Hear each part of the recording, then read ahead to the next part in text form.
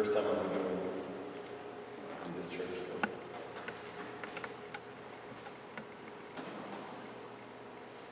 So we're going to talk about not attacking Christians, but Christians attacking. Not attacking Christians, but Christians attacking. And we're going to start by reading one of our Lord's parables in the Gospel of St. Matthew, chapter 20. I'm going to ask you to read Matthew 20 till the end of the parable, which is 16 verses. But follow carefully, because after this I'm going to ask you something about the landowner. In the hopes that by thinking about the landowner, we can think a little bit more about ourselves.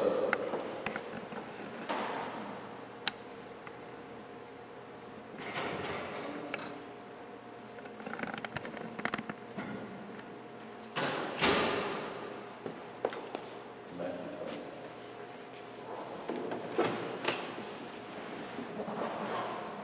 Can you go to New King James Version, please?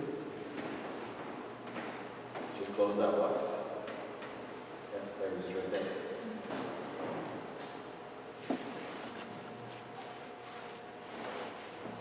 Perfect. The Dropbox is almost full.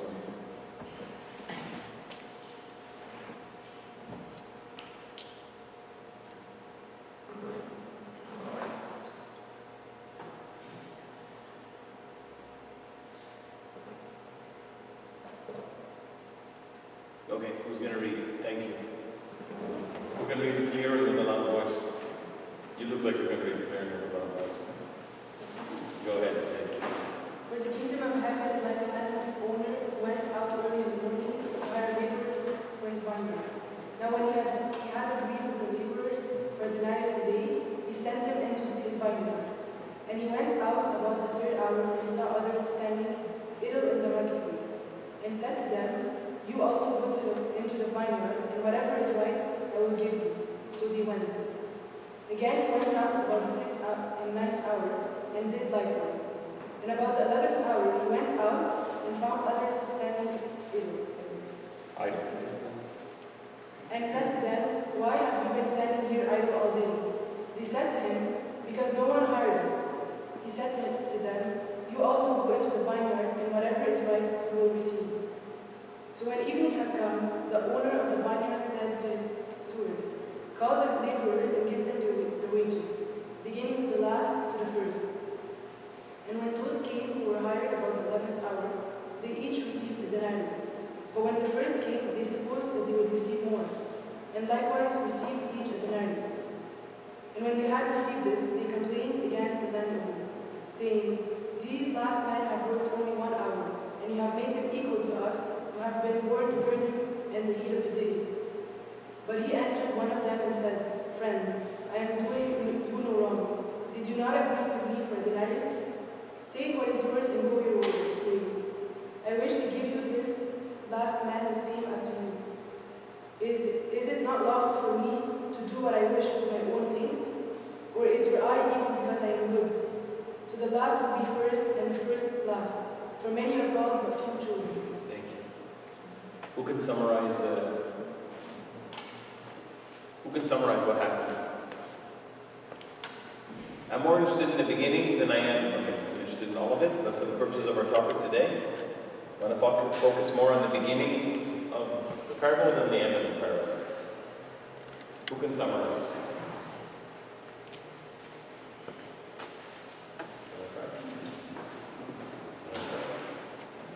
I learned that trick a long time ago. If you don't make eye contact with the person who's going to call you.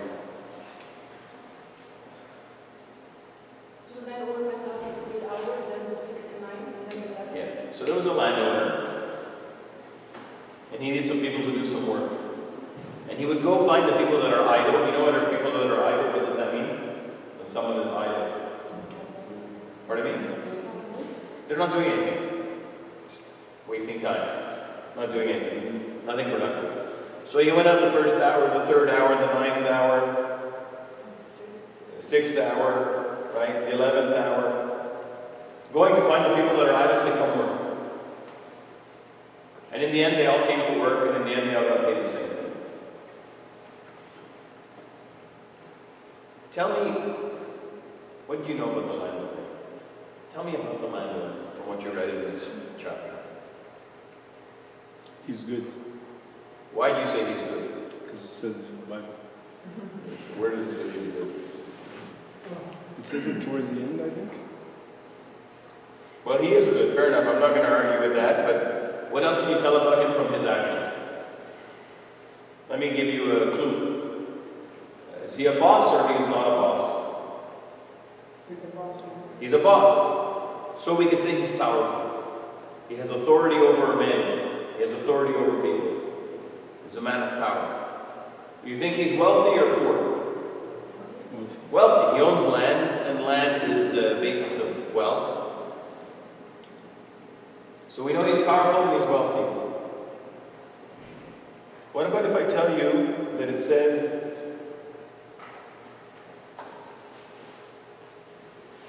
in the very first verse, "For the kingdom of heaven is like a landowner who went out early in the morning." What does that tell you about him? He's lazy? Huh? He's active. Energetic. Not lazy. Man of action. Man who wants to get things done. Okay, what about, did this landowner force anybody to do anything? Did the landowner force anybody? Did he say, "You, come here"? No, he's a man who looked for agreement. Will you come work with me? Would you like to come with me? And if you come with me, I will pay you. Right? So he's a man that is letting people make choices. You follow or you don't follow? You follow? Okay. Right? So he said powerful, wealthy, forced nothing on anybody, he's proactive. What about the fact that he went out in the first hour, the third hour, the sixth hour, the ninth hour? What do you say about him? What does that tell you about him? That's exactly the word, persistent. A man who wants something and he keeps trying. Not giving up. I came out in the first hour. I came out in the third hour. I came every time, every hour he goes out. So he's persistent. It also tells you he's generous. Why? Do you know that now in all over the world, including in particular in the US, there are men who just stand up in lineups, waiting for the owner of a farm, for example, to come and take men out of a lineup to do the harvest. And it happens in Mexico, and it happens in many countries. Men who have nothing to do, they wake up in the morning, they tell their wife and their kids, "I don't know if I'm going to work today." And they go and they stand in a lineup, or they stand in a certain place, they sit there and they wait until some guy comes in a truck, a wealthy landowner, and says, "Okay, today we're picking X tons of oranges, whatever, cucumbers. I need 20 men." There's 100 men saying, "Please take me because they need to work." And he picks the men, they get in the car and they go. And if you get picked, you're happy. If you don't get picked, you're not happy. So you say the landowner is generous because he kept going to give work to more people. I came before, I took who I could. I'm coming again, I take who I can. I'm going to come in a bit and take more who I can. So the landowner is generous. Powerful, wealthy, generous, persistent, proactive. What about this? He went to seek who? The people that were idle. He specifically went out to get those that weren't doing anything productive. He was comfortable. He said, "No, there are people out there that are wasting their time, that are not doing anything productive with their day, or not doing anything productive with their life. Let me go get them and bring them to do something productive." He's also generous because we know he paid everybody. Even the guy that came late, he paid him the same thing as the guy that came first. We know that he communicates and he's reasoning because you look in verse 6, it says, "And about the 11th hour he went out and found others standing idle and said to them, 'Why have you been standing here all day?'" He's having a conversation.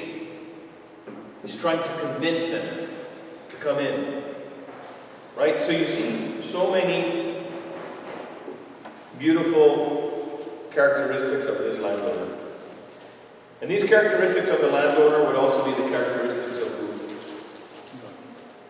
Of who? God. God. Energetic, proactive, generous, reasoning, just, persistent, proactive. And if these are the characteristics of the landowner, and they are the characteristics of God, they should be what? They should be what? Our characteristics. So, I want to say to you, we often read these parables from the perspective of me being one of the laborers of the 11th hour. God, I came to you late in my life, but please count me worthy. Even the Abbé says, I came to count me as one of those who came at the 11th hour. Like, even if I came late, give me a full day's wage, meaning let me come to heaven. Even if I only knew you when I was 16 and not when I was 5. Even if I only knew you when I was 60 and not when I was 20. Even if I only repented at the very end, God, count me as if I'm ready in my wage. And this is a beautiful way to think of the parable. But now I want you to think of the parable not as you are the laborer, but as you are the land owner. Not because you're God, not because I'm God, but because we need to learn from you. In particular, I want to focus on the fact how this landowner was assertive. You know the meaning of the word assertive? What does assertive mean? Confident, strong. Yeah, confident, strong, but not just inside. Confident, strong, which translates into action. He went to find the idle people.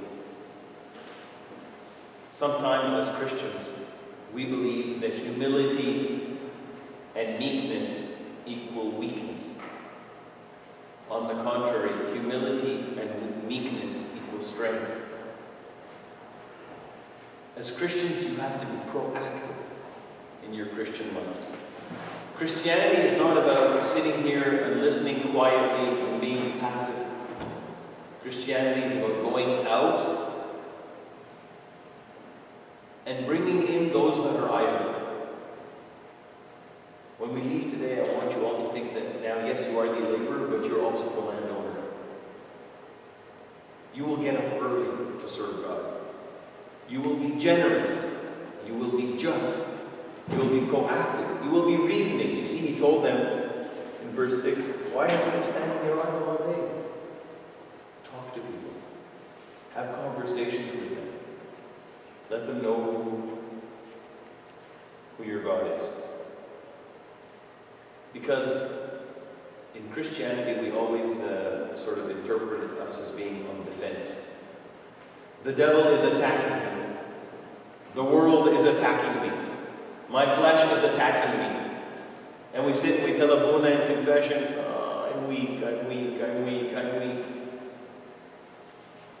We create a sort of psychology in our minds of being on defense. But actually, Christians are also on offense. And supposed to be on offense. You know defense and offense? Huh? You're not the ones who are trying to stop a goal, you're the ones trying to make a goal. Can you please get Matthew chapter 16, verse 18? Let's see if you can read and help me understand this one.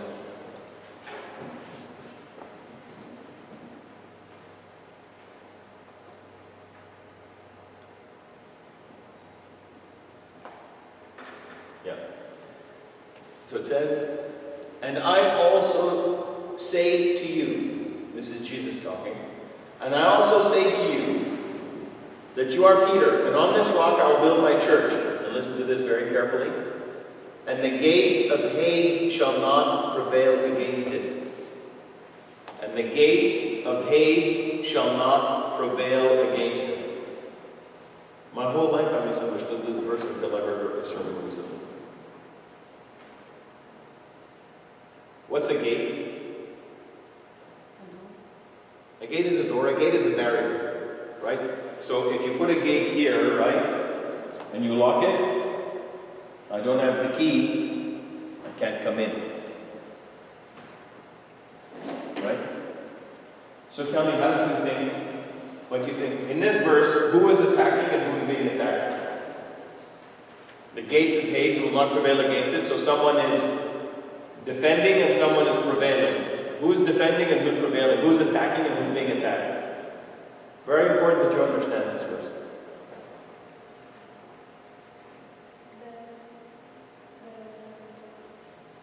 The church that God is going to build in Peter, the law, is attacking, and the gates of hell. Defending. Very good. My whole life, and I think many people interpret this verse to say, Hades is attacking us, but we will win. So we are like this, locked in our bathrooms, hiding in the bathtub and saying we will not get hurt. It's the opposite. The gates of Hades will not prevail. The church, like she beautifully said, will break down the gates of Hades. Because the church is attacking the world. Not attacking the world to hurt the world. The church is attacking the world to save the world. If you think of any of the movies you've seen, like some of the Lord of the Rings movies, did you ever see those? With, what's his name? The Hobbit and, I forget some of the characters. No, Frodo, one of those guys, right? And there's always scenes with the gates, and they're trying to get in the gates, and the gates closed. Will the gate stand or not? The gate will not stand. And the gate here is the gate of Hades. And it's saying the church, and who's the church? Who is the church? Is it somebody else? It's you. The church is us. The gates of Hades will not prevail against us. But for the gates of Hades, now if the gate is there, and I'm sitting over here, and I'm doing nothing, will I prevail over that gate? For me to prevail over the gate, I must come down and kick the gate open. I must fight to get through the gate. I must be, like the landowner, proactive, energetic, persistent. Go out in the first hour, the third hour, the sixth hour, the ninth hour. I must constantly be working to knock down the gates of Hades. You know,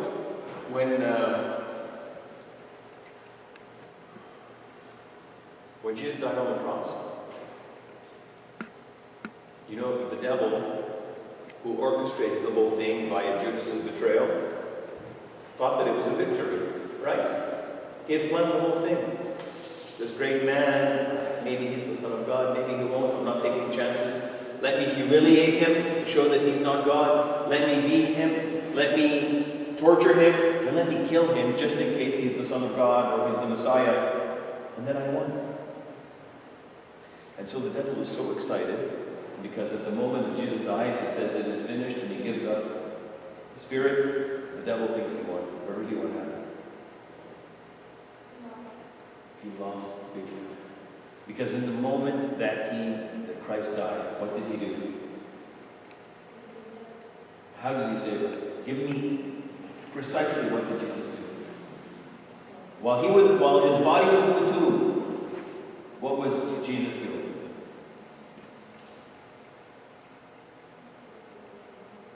Yes, he saved people from Hades. One step before that, he took the devil. The devil is getting ready to have a party. He went and took the devil. What does the Bible say in the book of Revelation, chapter 20? What's that? Bound him for 1,000 years. Chained him up for 1,000 years. That's what it says in Revelation chapter 20. And then he went to the gates of Hades. And what did he do? He knocked. He said, "You who?"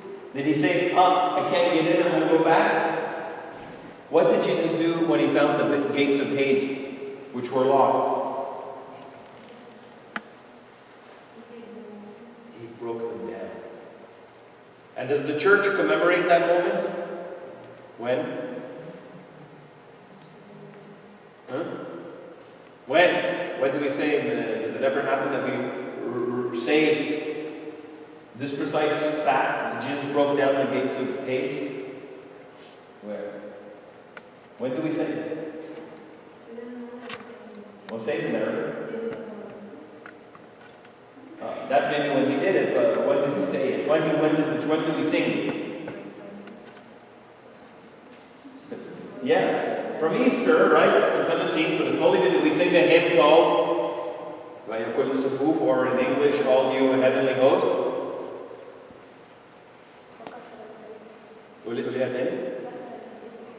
Yeah, and he broke down the iron gates. Jesus came down off the cross, broke down the iron gates, and then he went and he did what? That me? He took Adam, right? He took Adam by the hand and he pulled him. And Adam, holding on to Adam, was who else? Min kamna Adam. Me? Who? Everybody that died waiting for Jesus was like that. And Jesus took them out from the iron gates and they went to paradise. You see the victory? But none of it doesn't happen if the iron gates don't open. None of it can happen if the church doesn't prevail over the gates of Hades. The point here is, we are attackers. As Christians, we have to live our lives as people on defense. Yes, I want to live a life where I don't sin. I don't do bad things. I don't go here. I don't say this. I don't do that. This is good. But it's not enough. As Christians, you must prevail. You must go energetically. Discuss with someone who doesn't know Jesus. Discuss with someone who's idle. Why are you wasting your time? Come with me. Come to a place where you will be happy. Come to the home of the wealthy and powerful and generous and good landowner. As Christians, you can be idle. As Christians, too often we are idle, sitting and waiting. I wait from Sunday to Sunday. I wait from youth meeting to youth meeting. But in between, I'm not attacked. In between, I live my life like I'm on this side of the gates and I'm being attacked by the world.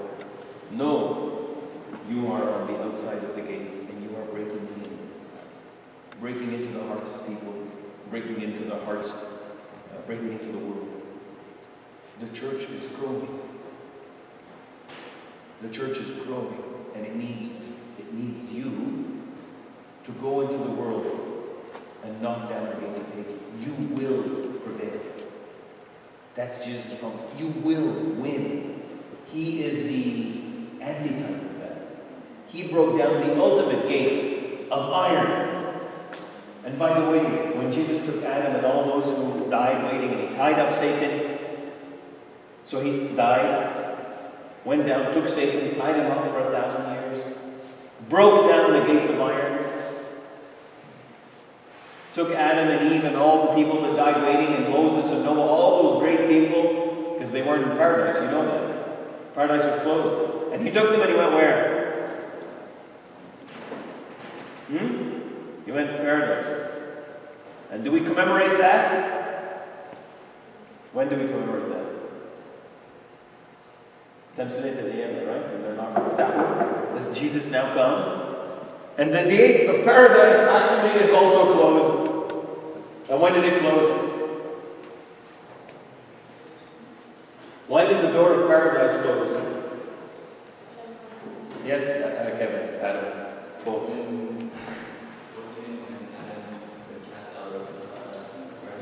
That's perfect. When Adam and Eve were kicked out of the Garden of Eden, God said, leave. And what did God do? He got it. Yeah, he put a cherubim with a what? A sort of what? Sort of fire. You have to know these things. And then cherub stood there. For millennia, no one was going into paradise after that. Because paradise was for those that were reconciled with God, like Adam and Eve were before they sinned. So not only did Jesus break down the gates of iron and take Adam and Eve and all the good people and bring them to paradise, at that moment, the cherubim who was placed there, at the moment that Adam and Eve were cast out, he left. The gates of paradise are open again. Come on in. And now, when the people that we know and love, and us when we die, we don't have to go to Hades anymore. We go to paradise. And we wait for judgment day. So Jesus knocked down the gates of Hades, and then Jesus opened the door of paradise, and that's where we go now.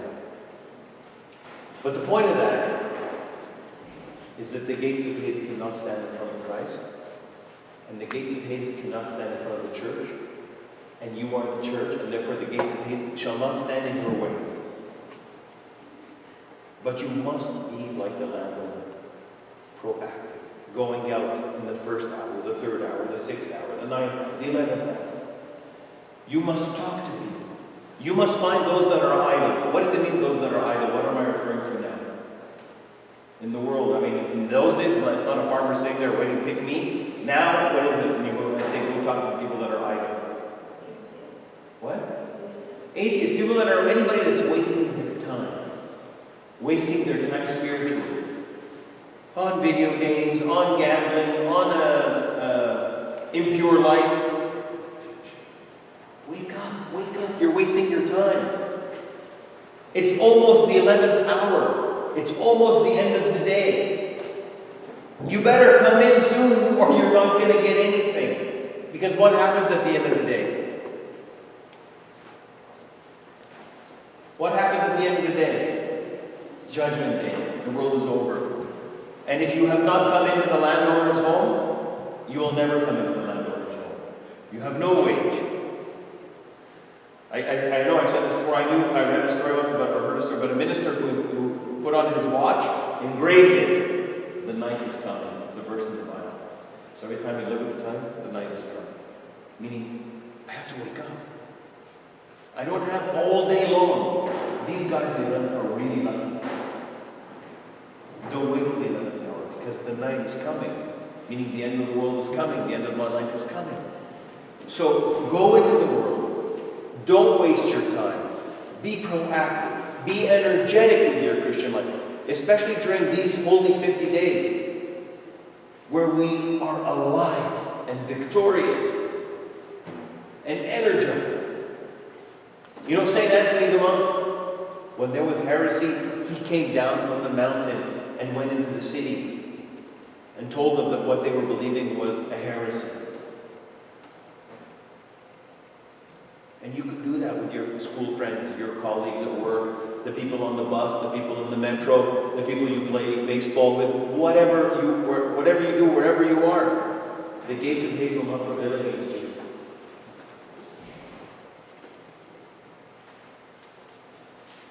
And there are other verses that show that we are attackers. We're not just defenders, we are attackers. Can you please pull out Ephesians 6:11?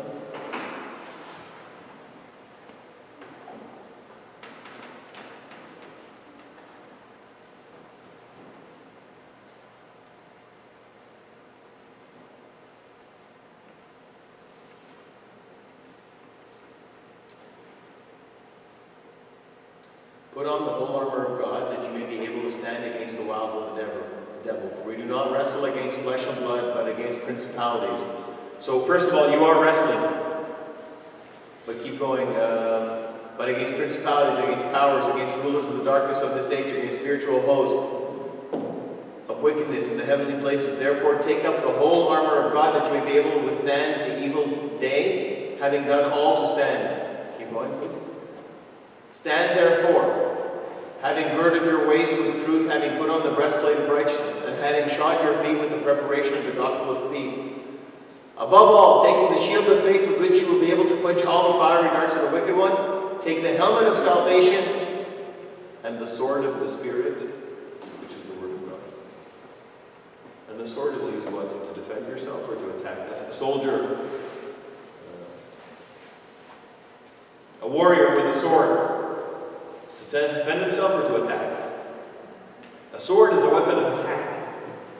Yes, you have defense, but God also gave you a weapon for attack.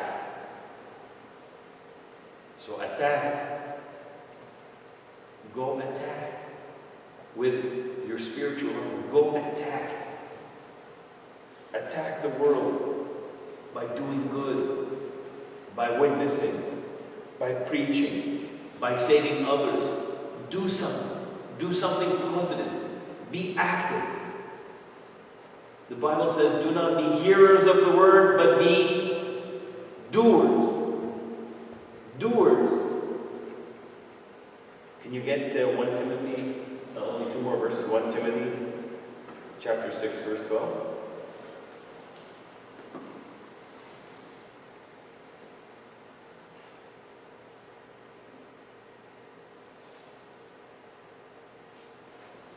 Right there.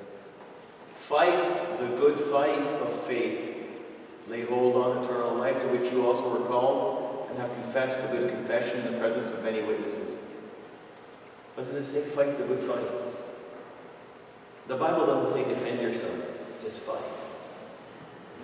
Fight.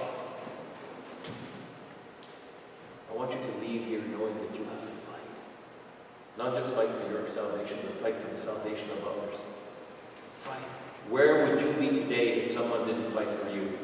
If your parents didn't fight for you? If your friends didn't fight for you? If your priest didn't fight for you? If your Sunday school teacher didn't fight for you? Fight for you by convincing you. Fight for you by praying for you. Fight for you by fasting for you.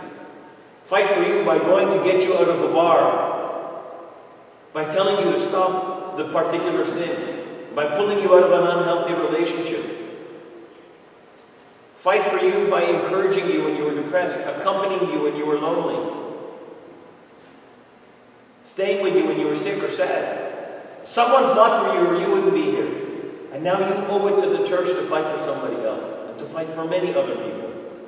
Fight the good fight. And the good fight is not just defense. The good fight for a Christian is offense too.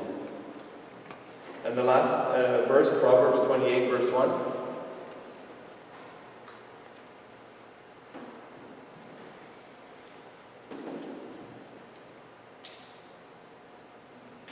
That's one of my favorite verses. I used to have a poster that had this.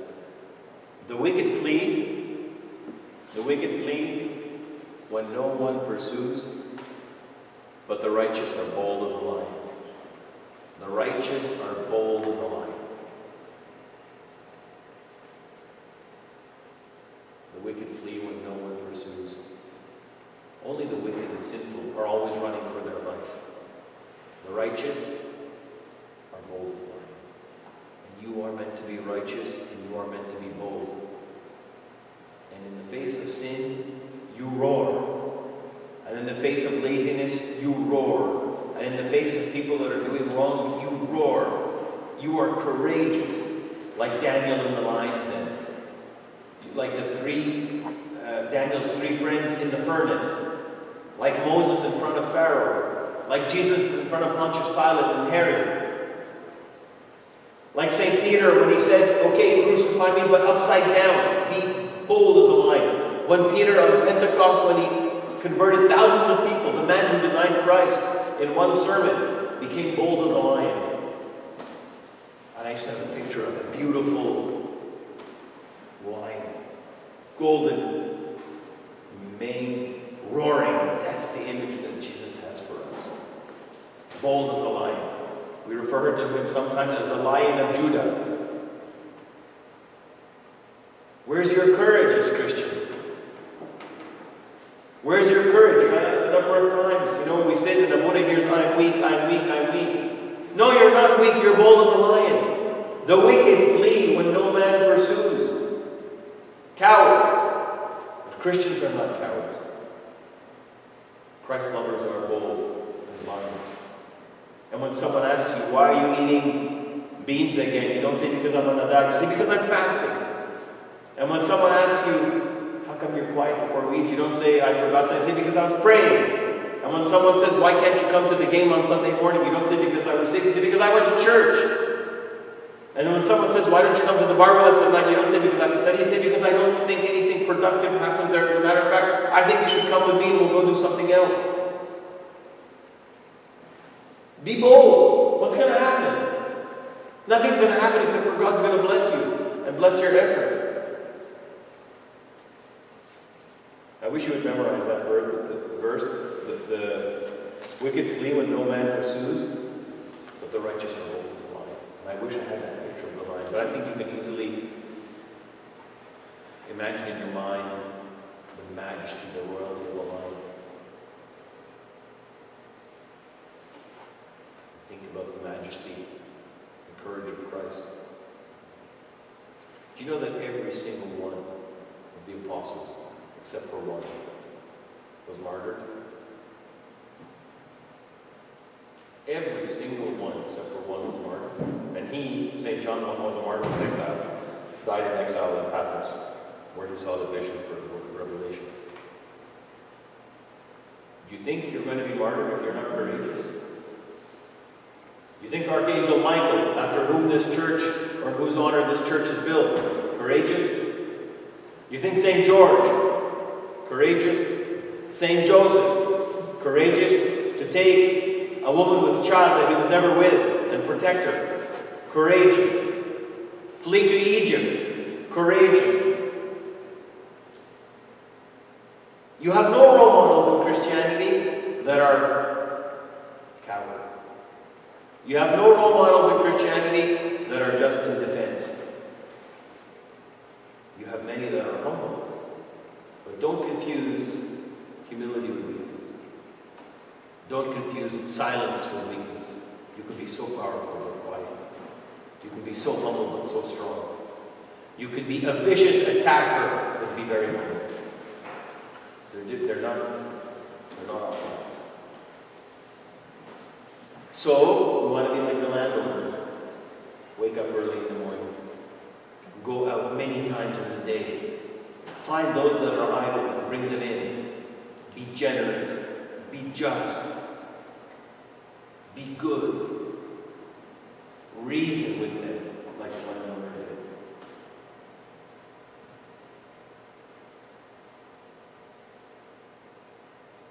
Okay?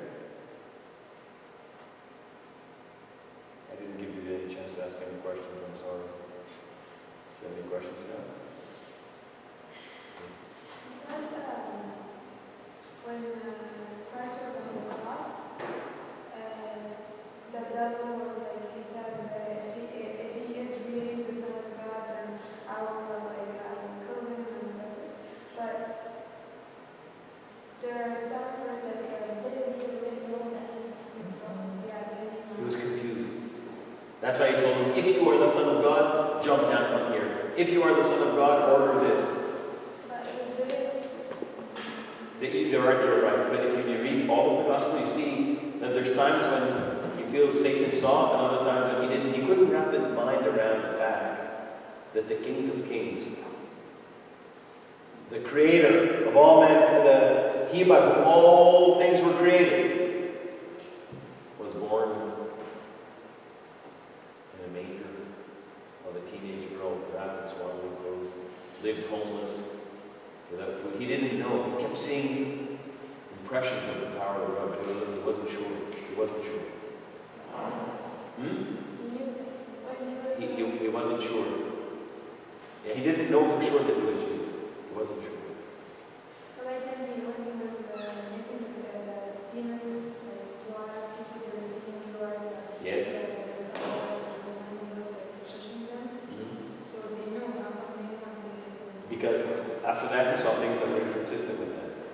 We have to do a whole study on that, and I can explain to you why. I'm trying to give you the bottom line, is he thought he was, but he wasn't sure. Because if he was sure, he would have known the prophecies that the Son of Man would die and rise again. And maybe he would have been actually killed. So he wasn't sure. It was confusing for him. He never imagined that Jesus would come in such a humble form. Because Lucifer was what? One of the archangels, right? Was the most beautiful one. He saw God in his majesty. Satan saw God in his majesty. And in his glory. I never imagined him to be born in a baby in Squadron. I don't understand. Yes? No, I was just going to ask if he knew the prophecy. He knew. He was one of the archangels. He was. Other questions?